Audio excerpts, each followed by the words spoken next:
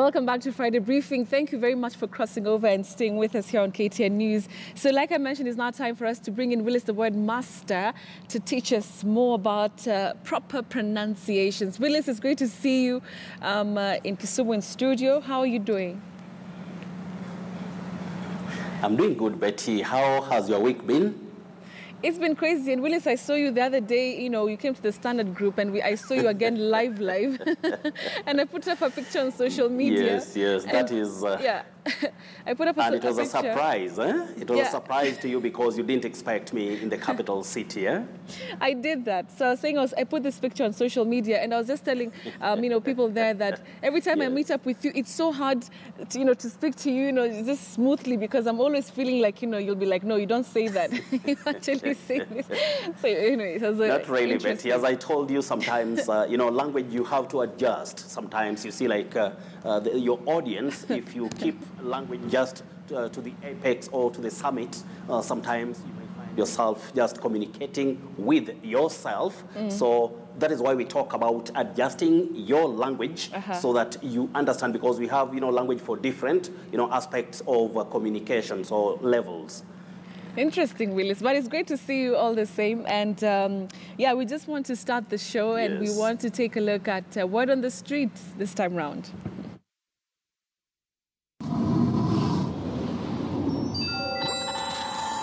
Cognizance, cognizance, cognizance. Cognoscente, cognoscente, cognoscente. Cognizant, cognizant, cognizant. Cognizant, cognizant, cognizant. Cognizant, cognizant. Consolate, consolate, consolate. Cognoscent, cognoscent, cognoscent. Cognoscenti, cognoscenti, cognoscenti. Cognoscent, cognoscent, cognoscent.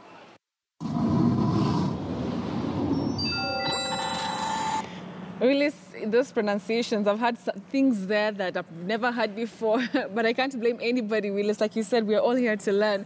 And I'm not going to try to pronounce it because I'm definitely going to fail. But tell me, how do we pronounce these words? Yes, Betty, you've just started by saying we should not blame anybody for not knowing how to pronounce a word. You see, when we started this program or this segment, if you can remember well, there are people who wondered whether we have pronunciation or its pronunciation. And I said right from the onset that before somebody knows something, it becomes, something strange. But when you get to know, then you realize this is the definite, knowledge that I should be having. In this case, we have pronounce as a verb and pronunciation as a noun. Right. Now, the word that you've taken or we have on the street or in the street is cognoscente. Cognoscente. What? It's not cogno. That G and N takes the sounding just like in the word cognac. Cogno, not cogno. It's cognoscente. So we are talking about people with a lot of knowledge about a particular subject. People with knowledge about a particular subject, Betty, that is a lot of knowledge. You can refer to them as the or the cognoscente. But if you say it very fast, it's just cognoscente. Right. So is it an English? So is it an English word? It sounds Italian to me. Words are normally borrowed. We have even cognac is not, it's Italian, it's not purely English. And Betty, English has borrowed very heavily from, you can talk of Italian, Latin, you can talk of Greek, Dutch, you can talk of South African English, or even the Afrikaans. You can talk of, even the word mzee is in the English vocabulary. And this is, you remember, that is a Kiswahili word. That is from East Africa. Right. Harambe, mzee. English has borrowed widely, even from French. Words now, like when we talk about beret, beret. Yeah. You don't say beret. Those are now words which are from French. Yeah, right. And several other languages, Betty. Okay. So it's cognoscente. Is that correct? Cognoscente. Okay. Yes, cognoscente. Cognoscente. Just like you say, cognac, not cognac. Poignant, not poignant.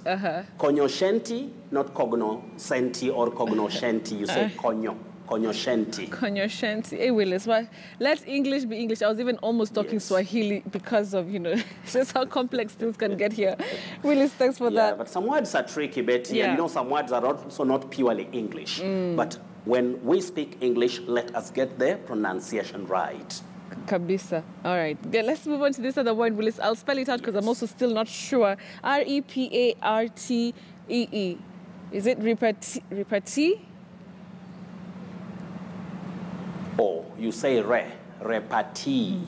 Repartee. And I believe you're talking about clever and amusing comments or replies that are made quickly. So you say repartee. Repartee. Okay. I've learned something new, Willis, tonight. He engaged the rivals in witty repartee. He engaged the rivals in witty repartee. All right. So not repartee, it's re. All right. Repartee. Right, Willis. I like that. I'm happy that we're doing this during this Easter weekend because many people are spending time with their families. So if they're watching right now, they'll be able to, say a few things that can shock. To pronounce words correctly, yes. It's very important sometimes. Yes, it's true. It's very important. Even we say Easter, not Esther. Yeah. Easter. Yeah, for sure. All right, Willis, let's move on to this other word. I would spell it pronounce it as surreptitious. Is that correct?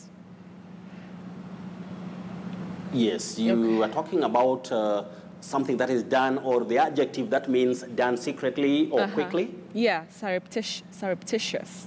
Yes, you say surreptitious. All right, like a surreptitious glance. Okay. Surreptitious glance. Okay, surreptitious. Yes. Got it, Willis.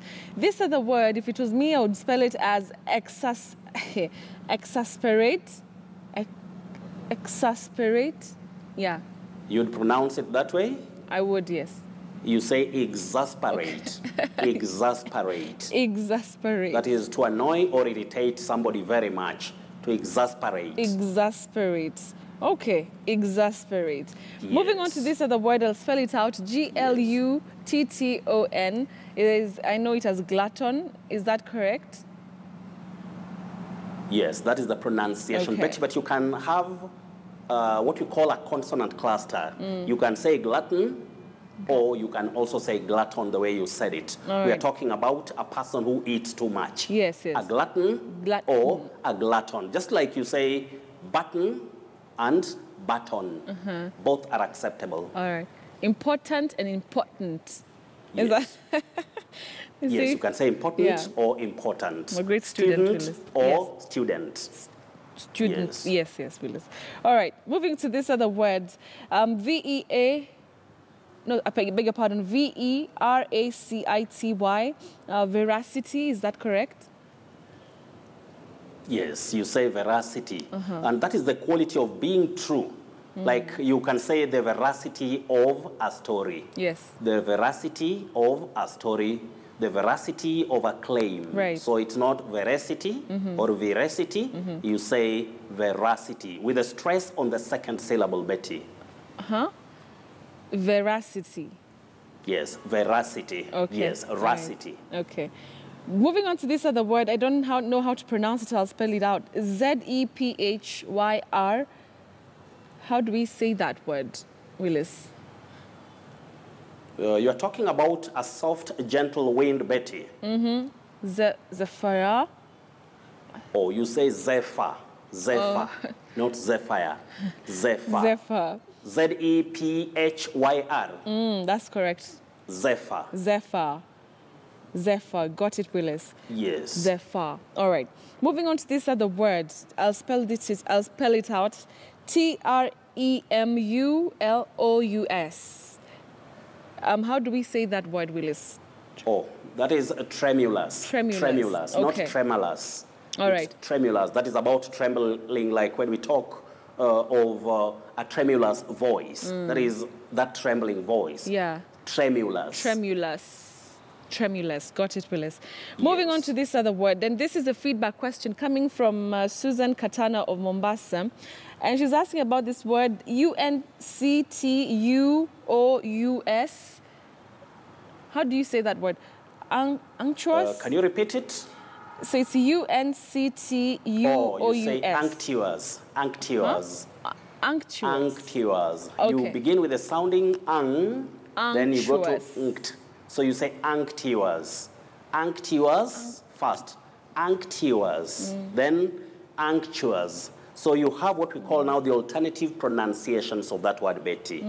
Unctuous or unctuous. Or unctuous. Yes, unctuous or unctuous. Okay. Yes, Betty. All right, Willis. Great. And that is our feedback question. Maybe I'll take the other. Word? Oh, that is from OK. Let us have the other surprise words very fast, Betty. Wendy Wanjiro, you say phalanges and metacarpals or metacarpals. Wendy Wanjiro, Bridget Nyambura, and Lydia Nyagudi. So phalanges and metacarpals. Elkana Kirui, you say rendezvous, but you can also say rendezvous or ra. Ra is mostly used in American English.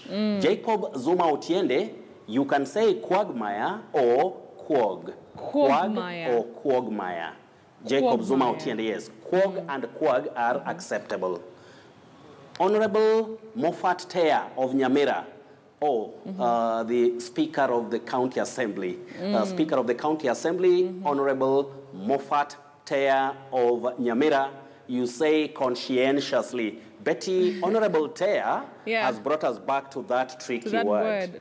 That is conscientiously. When people are being sworn in, it's always a very tricky word, conscientiously. And Tea, that is how people should pronounce that word.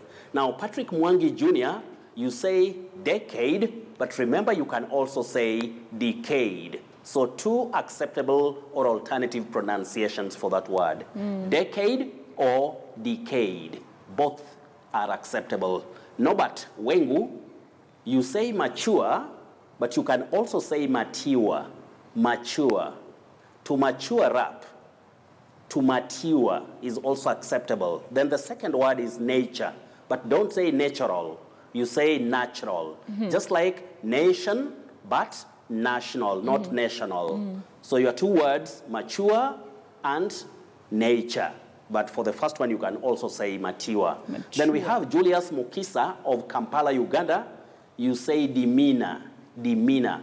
The E and A after M represent the long sound E. Me. Mina. Don't say demeanor. Mina. Mina. Now, Paul Munguti, demeanor, that is it, Betty. Paul Munguti of Eldoret, you say avalanche. Avalanche. Fahim Khan of AIC Grace Academy, you say syllabus and symmetry. Don't say psi. Syllabus and symmetry. That Y takes the short sound E. C, not psi. Now, Douglas Osinde, Daniel Otieno, and Gideon Nudi, you say pasture. And it's just the word junction. Like you say Migori, Kisi, Kisumu, junction. So, Daniel Otieno, Douglas Osinde, and Gideon Nudi, that is how you pronounce those words. Betty, I think for the sake of time, we can now go straight to the surprise word for tonight. Now, when we look at this word, Betty, we find ourselves just saying pivot. That is from what we see. But this O takes the weak sound and the weak mid-central sound pivot. Pivot. Pivot? Not pivot.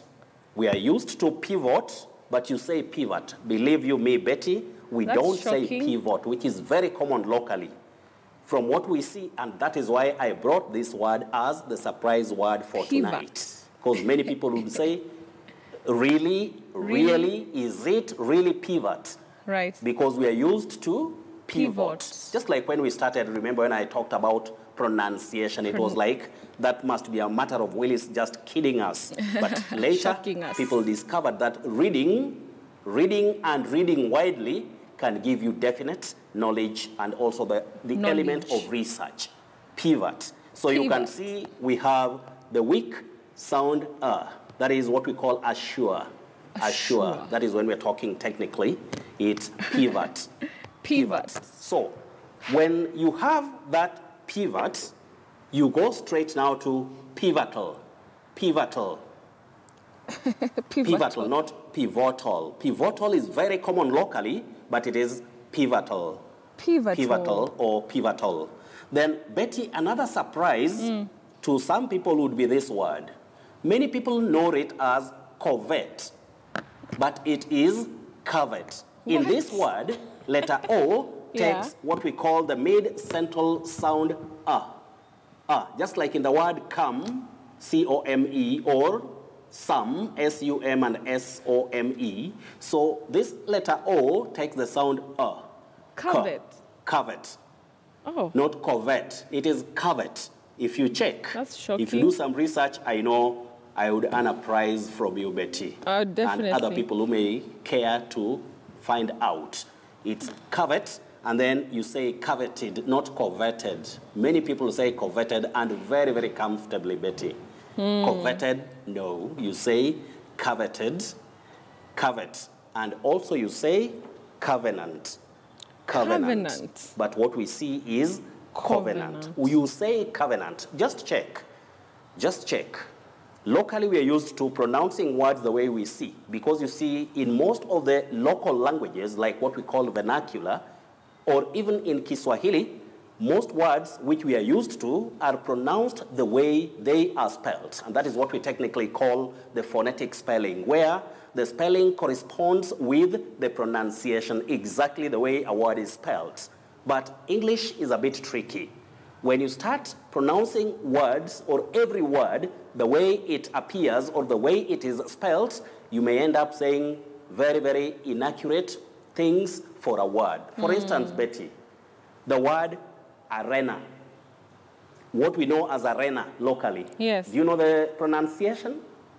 Arena? It's arena. That letter E takes the long sound E. Arena, not arena. Exactly the way we have said it. Yes. Arena. But when we look at that word, locally we would ask a question, why do we say arena when what we are seeing is arena? If it were a Kiswahili word, we would simply say arena. But English has those transmutations of vowels and also the consonant sounds. They may change, especially the vowel transmutations. They change the sound pattern so that you don't just have what a letter representing one sound. There are certain cases, like letter B has only sound B. But Betty, if I give you letter C, you'll realize that letter C has a sound K in cat. Yes. And it has sound S in center or city. Do we say Kenta or do we say kitty? You say center and city. The same letter C has sound sh, like in official. Yes. You don't say official. Yes. The same letter C has sound ch, ch, like concerto in music. You don't say concerto or concato. Right. So understanding the sound values of letters in English, very important, my dear sister. Wow. So when you come now to the confusing words, we have era and era. Era. Era and era. Remember, when we have this transcription, we have the alternative transcriptions, but they still represent the sounding E for this one. Era. Era. But when you come to the word below, you say era. But I want to share with you something, Betty, for the sake of our dear viewers.